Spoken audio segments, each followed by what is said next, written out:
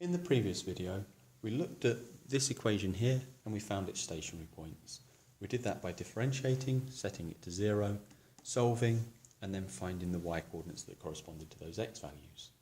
What we're now going to do is we're going to find the equation, the nature of these stationary points. So if we think about what a stationary point could look like, if we draw an arbitrary graph, we have some stationary points here. We have one which is here. This is what we call a local maxima.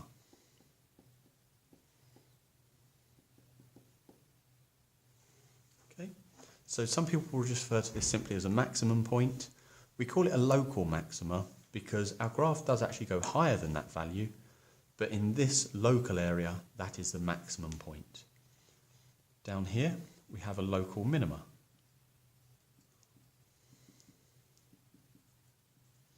Again, some people refer to it as a minimum point, but we say a local minima because there are places on the graph where it goes lower, but in this local area, that's the minimum value. And then finally, we have another one up here where our graph is stationary at this point, but it's neither a maximum nor a minimum. We call this a stationary point of inflection.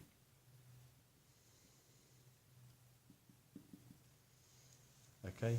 We'll learn more about points of inflection in the second year, but for now we're going to focus on local maxima and local minima. Okay, so let's have a look at our curve. So we had the equation y equals 3x to the 5 minus 5x cubed. Its derivative was 15x to the 4 minus 15x squared. And it had stationary points at 0, 0, minus 1, 2, and 1, 2. We want to know, are these maxima or minima? We could try and sketch the graph, and we probably could sketch this one, especially now we know where its turning points are. But let's pretend that it was a function we had no idea what it looks like. What we can do is we can look for the second derivative. So we denote that d squared y dx squared. If you want to understand this notation a bit more, please ask in class. So taking the second derivative is exactly the same as differentiating like normal. The only thing is we're now differentiating this, our first derivative. So differentiating this will give us times by the power, reduce the power by 1, times by the power, reduce the power by 1. Okay? And now we can determine the nature of these turning points by substituting in the x value.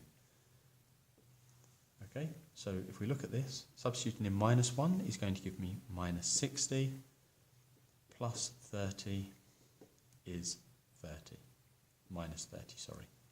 So that was for x equals minus 1. Okay?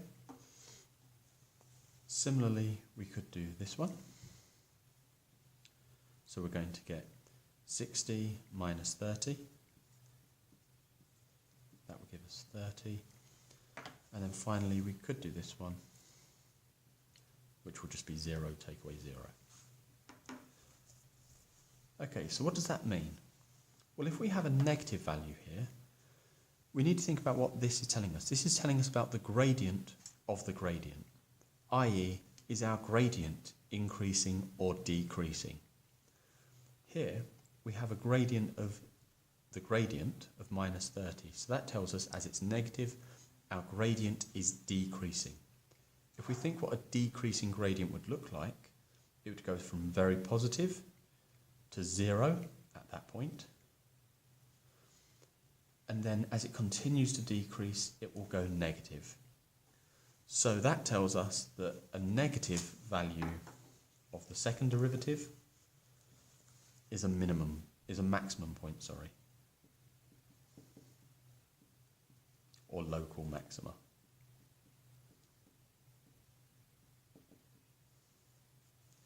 Okay, so negative, the gradient is decreasing, resulting in a local maxima. Here our gradient is increasing, so we go from a negative gradient to 0 to positive. That will draw a local minima. If our gradient is increasing, that is positive. Finally, where it is 0, we'd actually need to do some more investigation. And like I said, more of this in the second year, but for now, this one happens to be a point of inflection. It goes from increasing to 0, back to increasing. Okay, so we don't necessarily know about that one. We'll worry about that one more in the second year. For now, all of our answers will either be positive or negative. So just to summarise that, if we're trying to determine the nature of turning points, we look at the second derivative, substitute in our x value. So if the second derivative at our x value, if that is less than 0, we have a maximum, local maxima.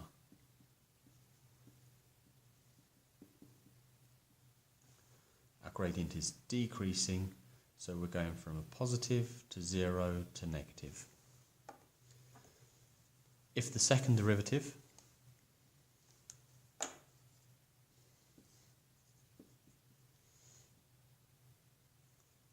at our x value is greater than 0, we have a local minima.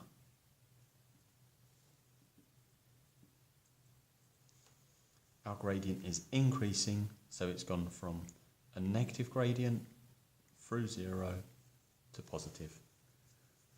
Okay?